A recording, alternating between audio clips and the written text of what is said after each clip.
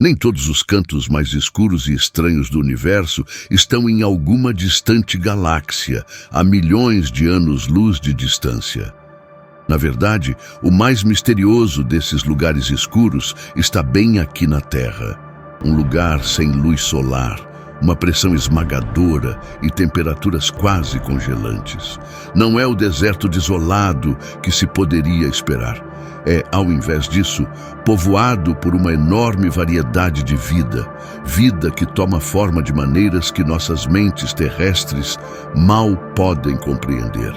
Algumas criaturas das profundezas têm olhos enormes e penetrantes, outros não têm olhos, e outros ainda têm olhos dentro de suas cabeças transparentes em cúpula.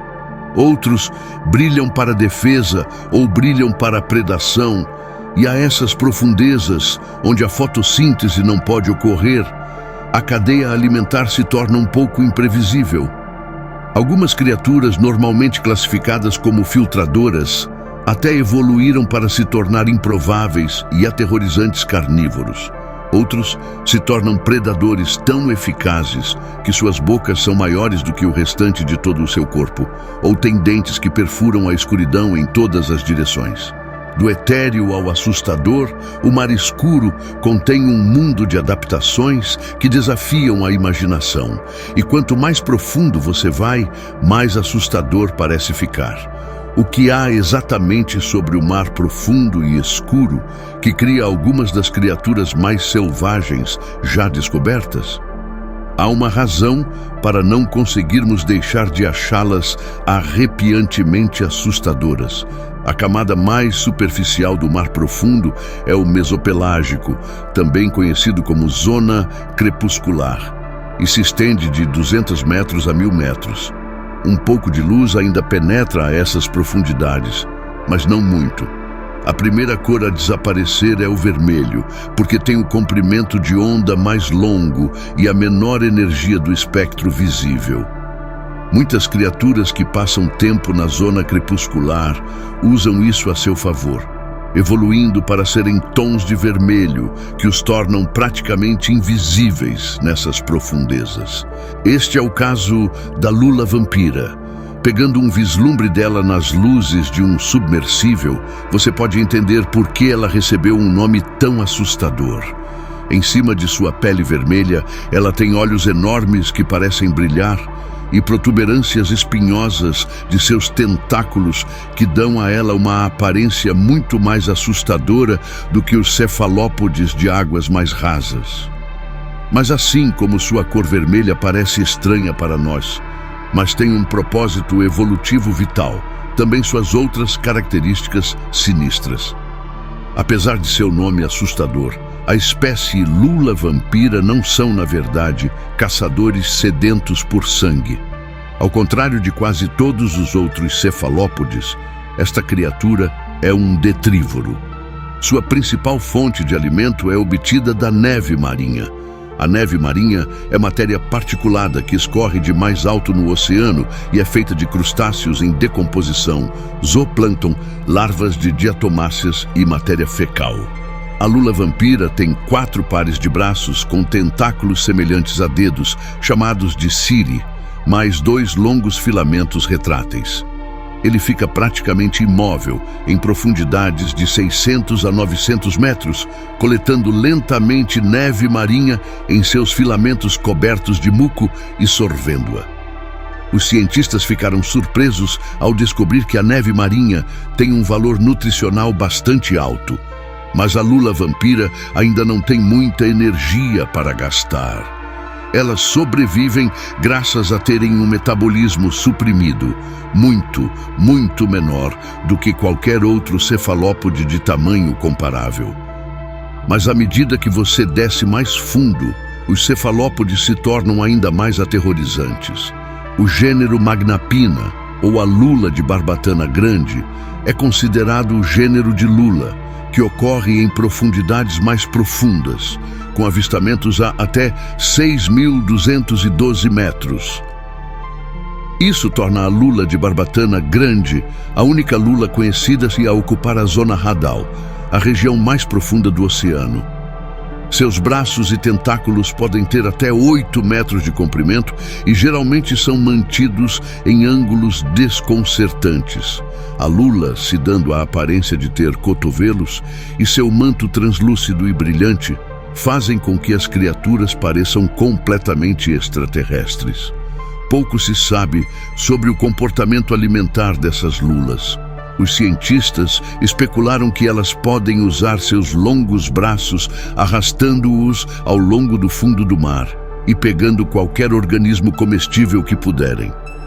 Alternativamente, os braços podem passivamente pegar comida como zooplâncton ou pedaços de neve marinha. Mas em um ambiente sem vida vegetal para formar a base da cadeia alimentar, ser um detrívoro está longe de ser a única estratégia. Na verdade, um número de organismos que são herbívoros ou filtradores em partes mais rasas do oceano se tornam carnívoros nas profundezas. Esse é o caso com a tunicata predatória. Ela pertence à família Ascidianos, que também são conhecidos como assídeas, uma classe de filtradores estacionários coloridos que geralmente vivem em águas rasas. Mas a tunicata predatória vive muito mais profundamente, em qualquer lugar de 600 a 1.100 metros, e talvez até mais fundo.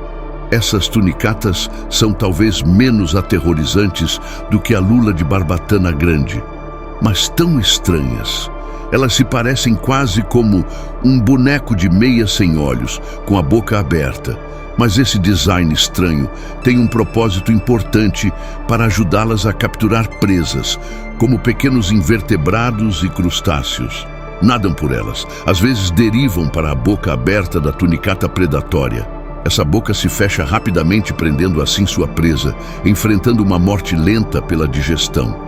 Isso também acontece com uma família inteira de organismos conhecidos como esponjas carnívoras. Eles geralmente começam a aparecer a 200 metros, tornam-se bastante comuns a 4 a 5 centenas de metros e permanecem dominantes até a zona Hadal, abaixo de 6.000 metros. As espécies de esponjas de água rasa são filtradoras como assídeas, vivendo de bactérias e fitoplâncton, até mesmo são colhidas como esponjas de banho. Seus corpos porosos sendo um bom mecanismo para segurar e formar bolhas de sabão. Mas você definitivamente não quer se lavar com uma esponja carnívora. E isso porque elas são cobertas por pequenas lanças e ganchos usados para prender passivamente pequenas criaturas nadadoras. As esponjas não precisam fazer muito trabalho.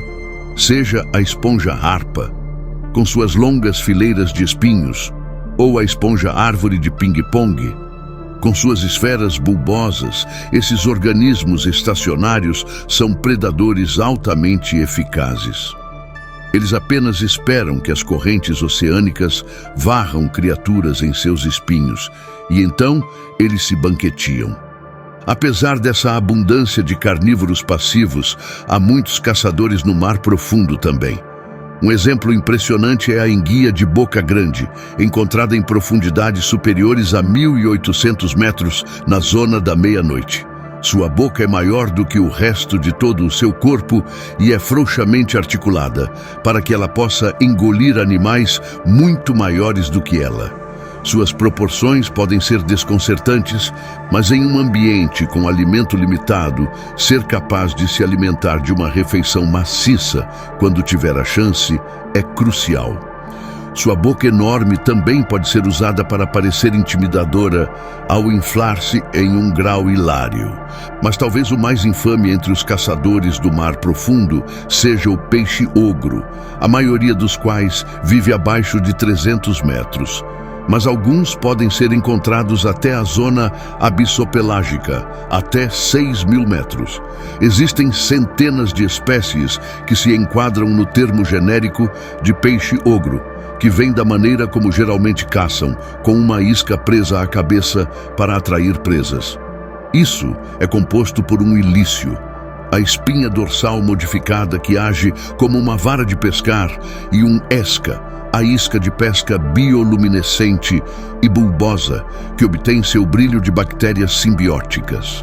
E usando essas iscas, os peixes ogro atraem uma variedade de espécies de presas para suas bocas escancaradas, e eles foram conhecidos por consumir quantidades absurdas de comida de uma vez só. Pesquisadores uma vez capturaram um diabo do Mar Negro que pesava 8,8 gramas, mas seu estômago continha 12,3 gramas de enguias. Em outras palavras, seu estômago sozinho conseguiu segurar 1,5 vezes o seu peso corporal em comida.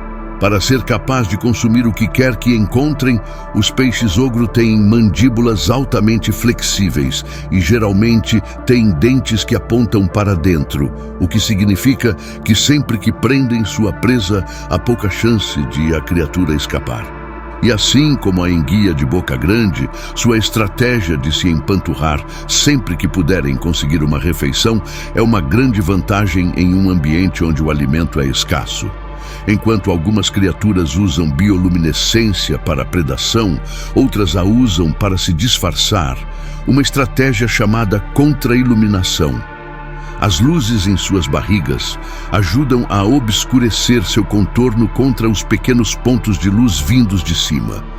Mas há alguns predadores que encontraram maneiras de ver suas presas camuflando dessa maneira.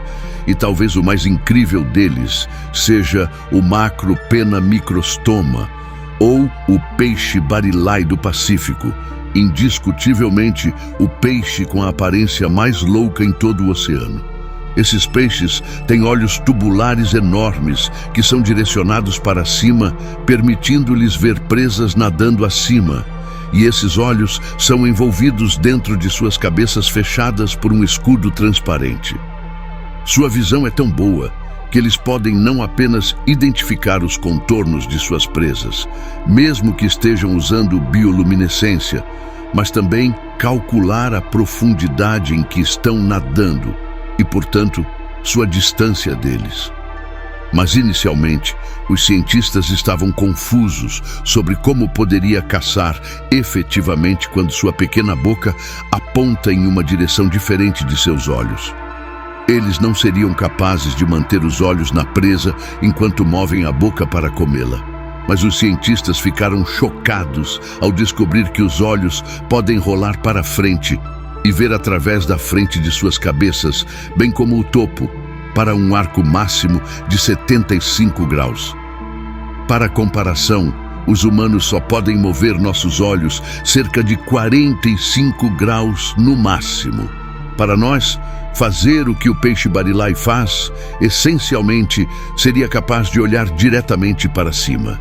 Para os nossos cérebros, essa estranha adaptação permite que os peixes barilai mantenham sua presa à vista o tempo todo, mesmo quando se jogam verticalmente para pegar o alimento nadando acima deles. Mas os peixes barilai vivem na zona crepuscular, onde ainda há um pouco de luz disponível para eles fazerem uso. O que dizer dos peixes que estão ainda mais fundo na bate-pelágica ou mesmo abissopelágica, até 6.000 metros, sem luz solar penetrando nessas profundezas e com pouca ou nenhuma necessidade de detectar bioluminescência? Algumas criaturas do mar profundo abrem mão da visão por completo, como o peixe tripé. Em vez disso, confiando no equilíbrio no fundo do mar como pequenos tripés, esperando que outras criaturas nadem por eles. Suas longas barbatanas pélvicas estendem-se até o chão, mantendo-os imóveis e eretos, enquanto usam suas barbatanas peitorais como mãos, estendendo-se para frente. Essas barbatanas são preenchidas com nervos espinhais aumentados, o que os ajuda a sentir as correntes de água e quaisquer objetos que possam flutuar em seu caminho, de pequenos crustáceos a peixes. Dessa forma, eles são essencialmente capazes de esperar pacientemente que a comida venha até eles, mesmo que não possam vê-la. E enquanto esses peixes certamente habitam o mais profundo dos mares, eles não são de forma alguma os mais profundos. Recentemente, cientistas explorando uma fenda marinha perto do Japão ficaram perplexos ao encontrar um peixe vivendo a 8.336 metros abaixo da superfície, o peixe mais profundo já encontrado. O que encontraram é um tipo de peixe-tripa de Hadal, uma criatura translúcida e sem escamas em forma de girino. Pouco se sabe sobre este peixe etéreo e fantasmagórico que prospera em um lugar com nome derivado do próprio Hades.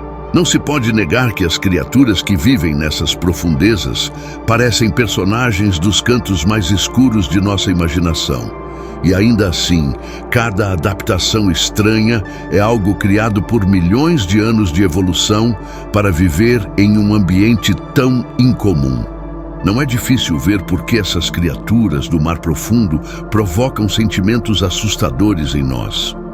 Essas criaturas não são nada como as que vemos em nossa vida diária, e sem o advento da robótica, nunca seríamos capazes de vê-las em seu habitat natural. Contudo, nosso mundo é um só. Os rios que fluem vigorosamente por onde confiamos estão diretamente ligados às profundezas marinhas. O que parece estranho e distante é, na verdade, uma parte essencial do nosso mundo, merecendo nossa consideração, cuidado e proteção, tanto quanto qualquer outra região de nosso planeta.